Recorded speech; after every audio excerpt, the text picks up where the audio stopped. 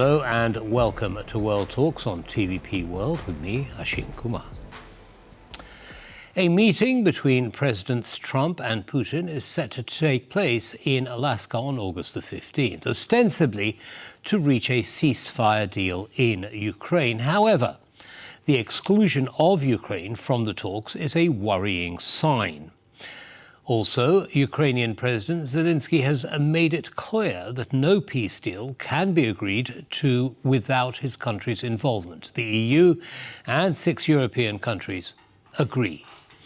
What can we expect from the talks on the 15th, and is a ceasefire deal a realistic proposition? Well, to explore this, we're joined by Mikhail Alexseev, Professor of Political Science, San Diego State University. Professor, welcome to TVP World, and thank you very much for taking the time. Glad to be with you. So there are a couple of, major blocks so far as I can see.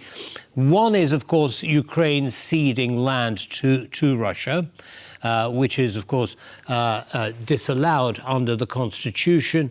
And the other is, Russia saying, well, there's no way we're going to do that, and we want Ukraine disarmed, and it can never join NATO, and various other requirements. They seem to be at loggerheads. Is there any chance of some kind of rapprochement, some kind of ceasefire deal happening between the two countries? I wouldn't completely rule it out. The possibility exists, but you are right that it faces very long odds. The question is that we don't know exactly what message Trump's special envoy Witkoff conveyed to Moscow on his last visit. And what we have seen on the part of the President Trump's administration more recently was very serious steps in signaling to Russia that it can be facing significant consequences. We have seen tariffs on India. We have seen negotiations with China on, U.S. Raising the issue of China buying too much Russian oil. We have seen approval of additional weapons deliveries to Ukraine and the deal to sell weapons through Europe. And we have seen statements at the personal level of Trump saying that, Putin is doing disagreeable things. So if Witkoff amplified these messages in private, and if these messages had the effect, then it is possible that Putin may shift this position, but it will require a significant major change because what we have seen on the Russian part so far was that in response to President Trump's proposal of 30-day unconditional ceasefire and then negotiations, Putin made the ceasefire itself the condition for any kind of settlement, and he imposed conditionalities on reaching that ceasefire. So unless Putin changes that approach, the complete opposite of Trump's approach, then it would be very hard to achieve any kind of meaningful resolution to stop the war. Well, one isn't terribly optimistic about Putin changing his approach. He has shown no indication of doing that since the start of the war, the full-scale invasion. But related to that, it is generally accepted that what Putin really wants is sanctions relief. Now, here's the risk, as many see it, that once he gets that, he then withdraws from conversations with Zelensky, for example. He's always said he doesn't want to speak to Zelensky one-to-one, but he may be forced to by Trump unless he gets a sanctions relief and then backs out. What do you say are the chances of that happening? Well, I don't see significant chances of major sanctions relief because my understanding is that Trump is a serious and in many ways perspicacious negotiator. So it is very clear that the setup of the summit is very risky for President Trump, because for Putin to achieve success at the summit, all he needs to do is shake hands with Trump, smile on cameras, and in this way normalize and legitimate the horrific Russian war of aggression and Russian narratives. He doesn't even have to make any kind of statements or reach agreements or decisions. That will be a big win for Putin in its own right. For Trump, however, to achieve at least a semblance of some kind of compromise, or to show that he has influence and power on the world stage, he would actually need to have tangible results from the summit. And I think the White House probably understands that. So summits is that very rarely leaders get together without knowing how things will end up. So there's probably some understanding, and my sense is that there probably is expectation that there might be some shift.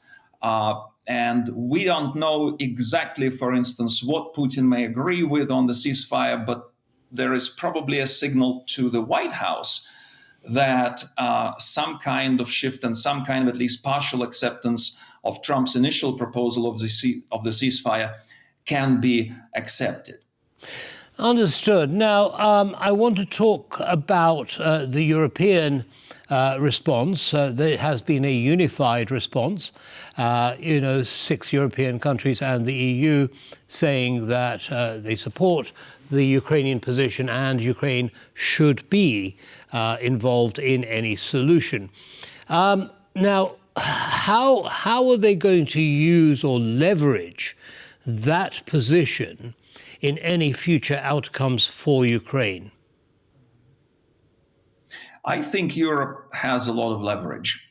It is a very important trading and economic partner. There are significant social security ties and interests. And in essence, think about this way. If Trump ignores European concerns and decides to instead move closer to Russia in, say, an attempt to pry it away from China in the global strategic environment, move it closer to the United States. In other words, if he wants to do what some analysts call play reverse Kissinger, well, the cost of that would be weakening or losing the partnerships and relationships with Europe. And I believe that when Trump team advisors and he look at the costs and benefits of doing so, it will be very clear that relationships with Europe are much more lucrative and important in the long run. So I think that unified position that Europe expressed to have Ukraine at the table is very important, and it might still have the effect. The White House actually said they are considering the possibility of getting Zelensky included in the talks. Right. Now, you mentioned earlier that all Putin has to do is have pictures taken of him shaking hands with Trump. So we're talking about the optics. Now, how are the optics likely to be received in Ukraine? Do you think there's a risk that Ukrainians will feel that they've been let down by America? Well, actually, a lot of Ukrainians already feel that they have been let down. And if you look at the favorability ratings and opinion polls, the recent Gallup poll shows that only 16% of Ukrainians within this month have seen the United States as a favorable light. They do, however, still see the United States as an important actor in the process and an important player. There is still hope that Trump is a volatile leader and he can change positions, and that volatility can actually have inadvertent positive effects on putting pressure on Russia. So it's a complex matter. It's not quite clear how much the summit itself may change this dynamic. Okay, well, I'd like now to move to the front lines. I mean, there seems to be a stalemate on the front lines, with both sides losing unacceptable numbers of soldiers and so on. What do you think, are the chances that some kind of negotiated outcome, which includes ceding land, what do you think the chances of that happening are? I mean, we watched some interviews with soldiers on the front line who said, well, look, nothing's going to change. There has to be a political solution.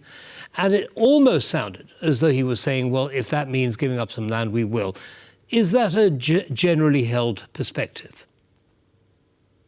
Well, basically, I conducted some focus groups in Ukraine in the last couple of years, and these issues were discussed at length. And also I have polling data on these issues. And it's not as simple. It's not straightforward. It's not just the way that people perceive, land for peace. A lot depends on how this process is conducted. For instance, in the polls that I have conducted with the Ukrainian National Academy of Sciences, the question we asked was about the meaning of victory for Ukraine. And you have the majority who say Ukraine needs to control all territories recognized internationally since 1991. And yet at the same time, you see other polls that show that Ukrainians are less willing to support fighting and they want the negotiated settlement. But in the focus groups, there was a lot of sentiment that a lot of territories can return to Ukraine, not as part of some kind of deal that would quickly swap lands for peace, but as a longer process, that if the United States and other allies and international community support Ukraine, if the war is stopped and the political process continues, sanctions on Russia remain, pressure on Russia remains, then eventually there would be other approaches to return these lands under Ukrainian control, maybe even if it takes years and years to come. Understood, but that might be felt to be a little bit optimistic. Let's look at it from Putin's perspective. He occupied Crimea with barely a murmur on the international arena. He will end up, let's say, with a proportion of Ukrainian land. And is it not sending him the message, well, look, all you need to do is cause some trouble and eventually you'll get maybe not everything you want, but at least something. And is there a risk then that he is then going to, as many people say, try and invade the Baltic states next? Well, I do believe the risk of further expansion is significant. In fact, the occupation of Crimea, in many ways, paved the way for the large-scale invasion. What happens is when a state starts expanding territory illegally, breaking international rules and norms, then there is not necessarily just greed of grabbing more, but also the fear that these kinds of gains will be reversed. And so there is the push for further and further expansion.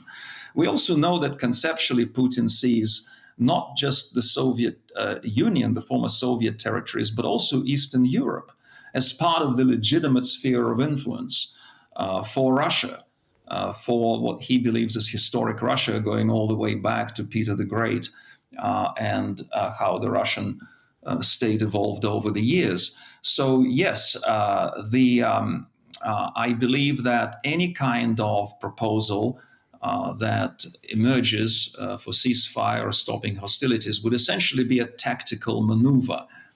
It would be tactical, but with big strategic risk. Professor Alexseev, thank you so much for sharing your analysis with our audience. Have a good day, sir. My pleasure. Thank you. Thank you. And that brings us to the end of this episode of World Talks. Don't go away, though. News on the hour coming up. Bye-bye.